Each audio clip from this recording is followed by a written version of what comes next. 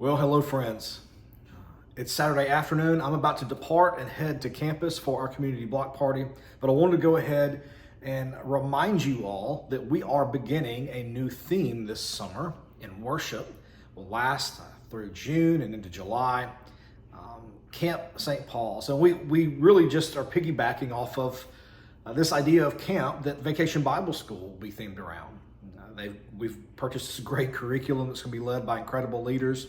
And I started thinking about what it would mean for us to think about camp. And there were several things that came to mind, which is why we're going to theme our summer worship kind of around this idea. Camp is familiar. Camp, for many of us who grew up going to camp, it was a place where we reconnected with friends. It was a place that embraced us. It was a place that there were traditions. There were particular songs, and in my recollection, there were skits, and there were even pranks that happened every year. There were certain activities that happened at camp that you looked forward to, that you felt like you belonged to a place because it embraced you. And so we're going to think about that and really try to model that in our worship. But also, camp makes me think of particular stories, particular events, particular lessons learned that when I went to camp almost happened every year. There were particular stories and particular Bible stories at the church camp that I went to that showed up every year that were kind of foundational and important.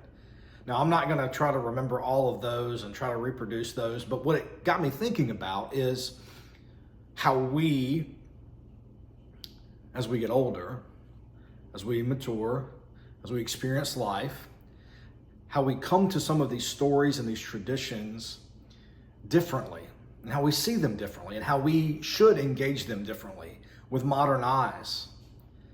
And so I started thinking about some of these stories. And these are stories that are foundational. Most of us that have grown up in church, we know the gist of these stories. We've heard about them. We probably had lots of activities as children with some of these stories, but as adults, we don't engage them as much because there tends to be a tension. I don't want to say conflict, but there tends to be a tension, and there tends to be some frustration with some of these stories because we don't quite know how to look at them as grown-ups. We're going to start this tomorrow with Noah and the Great Flood. In the coming weeks, we'll talk about Moses and the burning bush. We'll talk about Jonah being swallowed by fish. Some of these miraculous stories, Shadrach, Meshach, and Abednego. Remember, standing in the fiery furnace, and there was a fourth figure that appeared that kept them safe from all harm.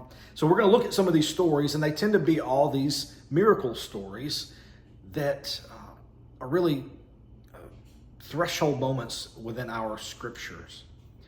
And we're going to ask, what do these things mean for us today?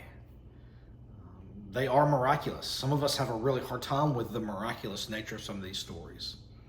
Some of us would like to discount some of those stories. And I get that. I understand that. But there's meaning in those stories that we must seek to uncover, that I think will be really neat for us as we engage our faith consistently this summer together.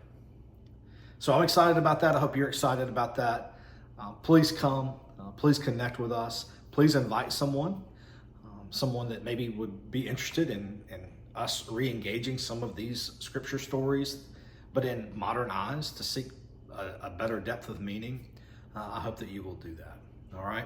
Grace and peace to you all. I will see you hopefully tomorrow morning, 10:30 a.m.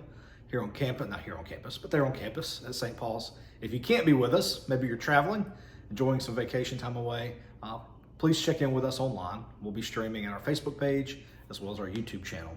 And those will be cataloged, of course, recorded and uploaded shortly after. All right. Grace and peace to you all. Have a wonderful, wonderful rest of your weekend.